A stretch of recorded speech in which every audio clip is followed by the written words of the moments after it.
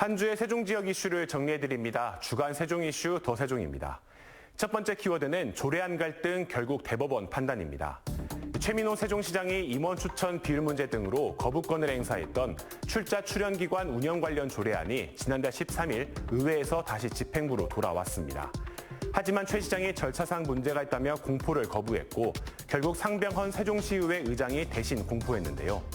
관련 법상 의회에서 돌아온 조례안을 시장이 5일 안에 공포하지 않을 경우 시의장이 대신할 수 있는 건데 민주당 의원의 발의로 통과, 재가결됐던 조례안이 국민의힘 출신의 시장이 공포를 거부했고 이를 민주당의 시의장이 대신 공포한 겁니다.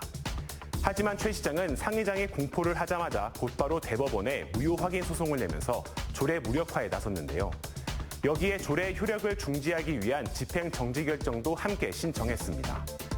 결국 조례안을 두고 시장과 시의회 민주당 의원들과의 갈등이 대법원까지 이어지게 된 건데 이 최 시장은 소송과 별개로 시의회와 협치해 나가겠다고 밝혔지만 갈등은 당분간 이어질 것으로 보입니다.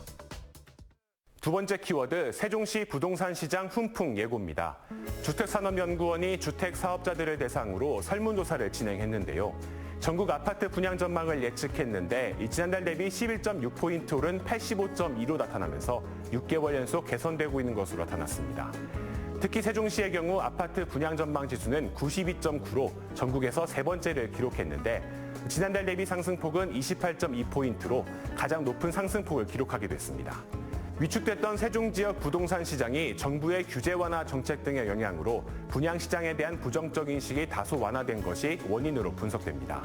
특히 올해 세종시에선 임대를 포함해 7,763호가 공급될 예정인데 세종시 집값도 2주 연속 상승한 것으로 나타나면서 세종 지역 부동산 시장이 활기를 되찾고 있다는 전망이 나오고 있습니다.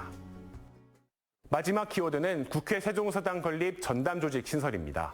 국회 운영위원회가 국회 세종서당 건립을 위한 전담 조직인 국회 세종서당 추진단을 신설하는 직제 개정안을 통과시켰습니다. 현재 국회에서는 세종서당 건립과 관련해 정규 조직이 아닌 TF 실무지원단이 관련 업무를 맡고 있는데요. 인원도 5명에 불과해 본격적으로 건립에 착수하면 폭증하는 업무량을 감당하기 어렵다는 지적이 제기됐는데 이 직제 개정안 통과로 국회 사무처 내에 12명 규모의 정규 직제로 꾸릴 수 있게 된 겁니다. 앞으로 세종서당 추진단은 기본계획의 수립과 예산 집행 관리, 설계 시공 등 국회 세종서당 건립 사업을 총괄하게 됩니다. 홍성국 더불어민주당 의원은 정규 직제화를 지속적으로 협의해왔고 국회 운영위원들에게 줄기차게 요청해왔다고 밝혔는데 이 정규 직제화로 세종서당 건립에 탄력을 받을 것으로 예상되고 있습니다. 지금까지 주간 세종 이슈 더 세종이었습니다.